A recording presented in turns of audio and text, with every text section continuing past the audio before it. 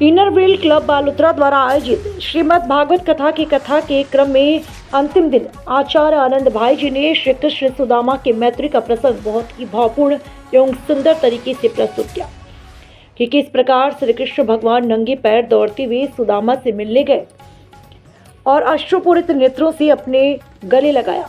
श्री कृष्ण रुक्मणी और सुदामा की झांकी बहुत सुंदर तरीके से प्रस्तुत की गई। सारे भक्तजन भावविभोर होकर कथा का श्रवण कर रहे थे। आचार्य जी ने अपनी कथा के अंत में बताया, यदुवंश के विनाश के बाद भगवान कृष्ण के वैकुंठ धाम चले गए। उनके शरीर से दिव्य तेज निकाला तथा श्रीमद् भागवत का निर्माण हुआ।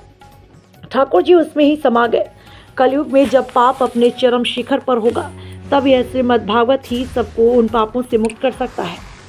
आगे उन्होंने बताया कि कल की अवतार का जन्म आने वाले समय में होगा। क्लब अध्यक्ष पवित्रा डागा ने बताया कि भागवत कथा के समापन के बाद फूलों की होली खेली गई, जिसमें राधा और कृष्ण ने झांकी ने सबका मन मोह लिया।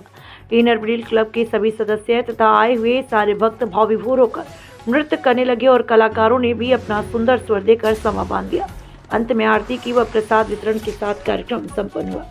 इस दौरान तमाम लोग मौजूद रहे। Bureau chief Santosh Kumar Garg. Inner wheel club Balotra द्वारा 7 दिवसीय श्रीमद् भागवत कथा का आयोजन 1 जनवरी से 7 जनवरी तक किया गया। इस प्रोग्राम में सभी सदस्यों ने बढ़ चढ़ कर हिस्सा लिया और इतना बड़ा जो कार्यक्रम हमने रखा उसमें वृंदावन से पधारे हुए आचार्य आनंद जी भाई के द्वारा हर दिन प्रसंगों सहित जो हमको रसास्वादन कराया गया कथा का, और उनके साथ जो आई हुई टीम है उन्होंने भी इतनी मधुर वाणी में अपना पूरा प्रोग्राम पेश किया जिससे सारे जो भक्तजन हैं वो गदगद हो गए और भक्ति रस में सराबोर हो गए।